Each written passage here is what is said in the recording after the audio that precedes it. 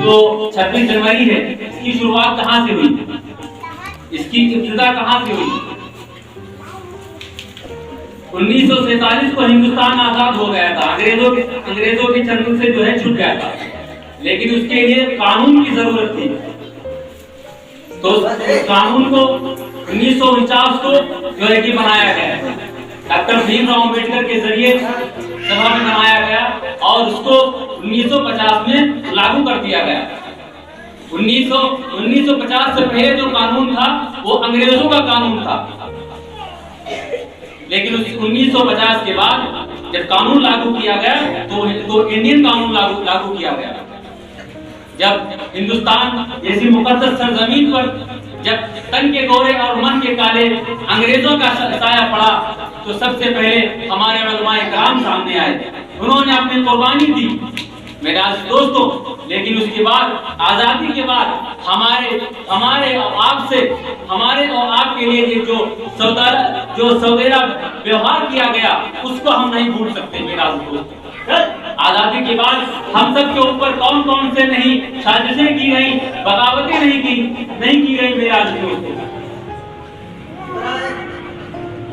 कहीं मुजफ्फरनगर में हमारे माओ बहनों के किस्मत से खेला जाता है तो कभी गुजरात के अंदर हमारे छोटे छोटे मासूम बच्चों का कत्ल किया जाता है, तो कभी मसाजिद को मस्मार किया जाता है और कभी मकातिब के ऊपर शक की नजर रखी जाती है।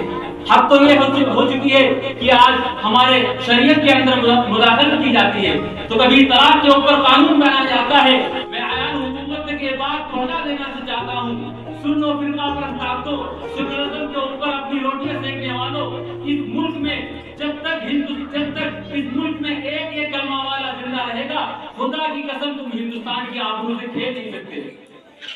मुसलमान अपने इस्लाम की खातिर, अपने जो है हिंदुस्तान की खातिर कल भी अपनी जान माल की कुर्बानी दे सकता था, आज भी दे सकता है। मुसलमान कल भी तोपों और टैंकों का मुकाबला कर सकता था, आज भी कर सकता है। मेरे आज दोस्तों, आज कुछ लोग ये कहते हैं कि हिंदुस्तान के अंदर मुसलमान हिंदुस्तान से मुसलमान मोहब्बत क्यों करता है? हम क्यों ना करें हिंदुस्तान से मोहब्बत?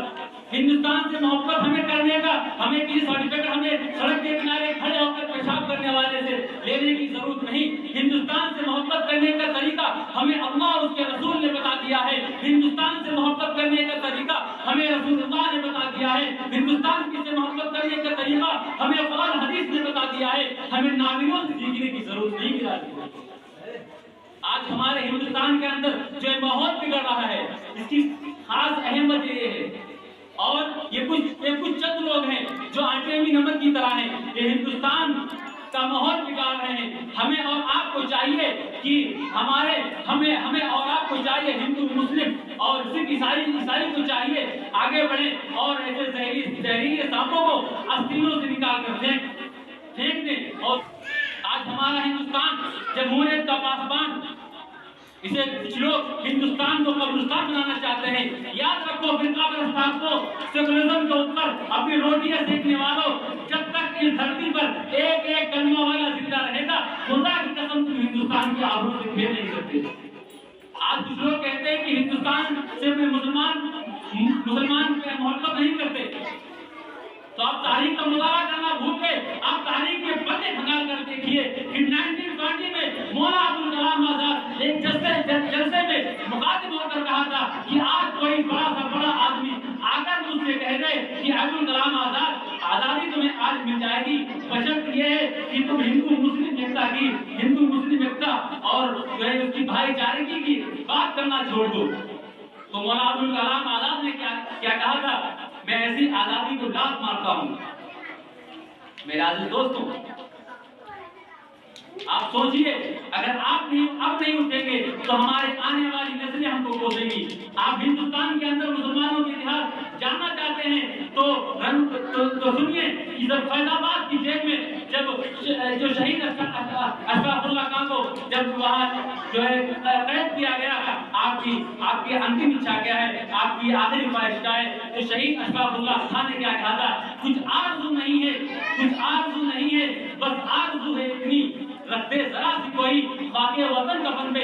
मेरे आज़िज़ दोस्तों, आप जानना चाहते हैं हिंदुस्तान के मुसलमानों की इतिहास, तो सुनिए कि रंगून की जेल में जब बहादुर शाह जफर को लाया गया तो उन बहादुर शाह जफर के बेटों का सर काट करके थाली में सजा कर लाया गया था।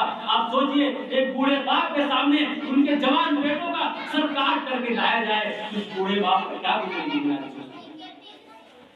तो अंग्रेज सिपाही ने कहा, बहादुर शाह जफर को मजाक उड़ाते हुए कहा कि दमदमे में दम नहीं, जान मांगो खैर की। दमदमे में दम नहीं, जान मांगो खैर की।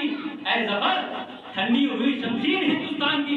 तो बहादुर शाह जफर मुस्कुरा कर कहते हैं कि गाजियों में बू रहेगी जब तलक ईमान की, गाजियों में बू रहेगी जब तलक ईमान की, तब लंदन तक चलेगी तैब हिंदुस्तान की। मेरे आज़िज़ दोस्तों, यह है मुसलमानों के इतिहास।